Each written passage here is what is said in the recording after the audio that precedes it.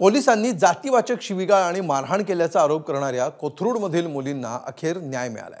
मुलींच्या याचिकेवर निर्णय देताना न्यायालयानं गुन्हा दाखल करण्याचे आदेश पोलिसांना दिलेत। त्याचबरोबर पोलिसांना कोर्टानं चांगलंच सुनावलंय।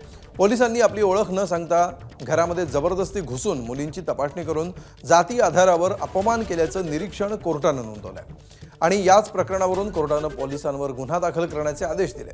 2 ऑगस्टला एबीपी माझानं ही बातमी दाखवली होती। आता 3 महिन्यांनी पोलिसांवर गुन्हा दाखल करण्याचा आदेश आल्यामुळे मुलींच्या लढ्याला यश आलंय।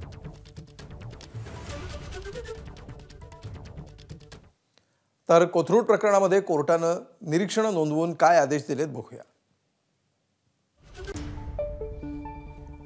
6 पोलिसांसह 8 जणांविरुद्ध गुन्हे दाखल करा।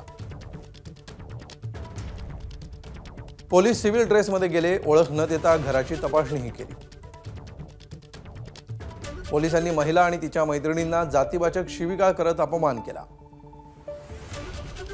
पोलिसांनी महिला आणि मैत्रिणींचे मोबाईलमध्ये फोटोही काढले।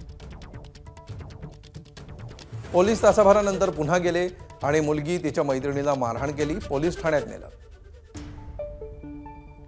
पोलीस ठाण्यातही मुलगी आणि मैत्रिणींना जातीवाचक शिवीगाळ आणि मारहाण केली। एका पोलिसाने तर मुलीचा शारीरिक छळही केला।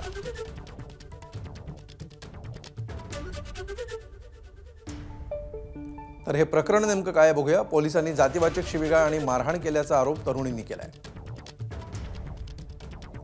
या घटनेविरोधात आंदोलन उभं राहिलं। पोलीस आयुक्तालयासमोर तरुणींसह अनेकांनी ठिय्या दिला। त्यानंतर सरकारी कामामध्ये अडथळा आणल्याचा तरुणींवरच गुन्हा दाखल झाला।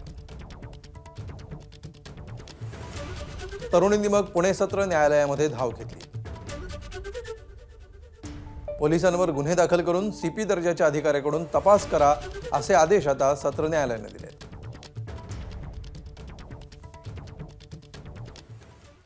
तर कोथरूड प्रकरणातल्या पीडित मुलींना कोर्टाकडून न्याय मिळाल्यावर त्यांनी आता रुपाली चाकणकरांवर निशाणा साधलाय। महिला आयोगाच्या अध्यक्षा रुपाली चाकणकर यांच्यावर देखील गुन्हा दाखल करण्याची मागणी केली आहे। रुपाली चाकणकर यांनी पीडित मुलींचं नाव घेऊन सोशल मीडियावर पोस्ट केली होती। त्यानंतर मुलींनी पोस्ट डिलीट करण्याची विनंती रुपाली चाकणकरांना केली। मात्र पीडितेच्या विनंतीनंतरही चाकणकर यांनी पोस्ट डिलीट केलेली नाही। त्यामुळे रुपाली चाकणकरांवर गुन्हा दाखल करण्याची मागणी पीडित मुलींनी केली आहे। म्हणजे भारतीय न्याय संहितेमध्ये क्रिमिनल डिफेमेशन आहे। एखाद्या SC ST कम्युनिटीच्या मुलीवरती जेव्हा विनयभंग होतो आणि त्या मुलीचं नाव जर एखाद्या पदावर असलेल्या अधिकारी किंवा कोणी पदसिद्ध जर असतील तर त्यांनी जर नाव केलं जाहीर तर क्रिमिनल डिफेमेशन सारखं सेक्शन लागतं आणि ह्या मुली ॲट्रॉसिटी ॲक्ट अंतर्गत अनुसूचित जातीच्या असल्यामुळे क्रिमिनल डिफेमेशन आणि ॲट्रॉसिटी ॲक्टच्या सेक्शन अंतर्गत रुपालीताई चाकणकर यांच्यावर सुद्धा गुन्हा दाखल होऊ शकतो आणि तो करावा लागेल। त्याच्यासाठी आम्ही आदरणीय बाळासाहेब आंबेडकरांचं लीगल मार्गदर्शन घेणार आहोत। एबीपी माझा, उघडा डोळे बघा नीट।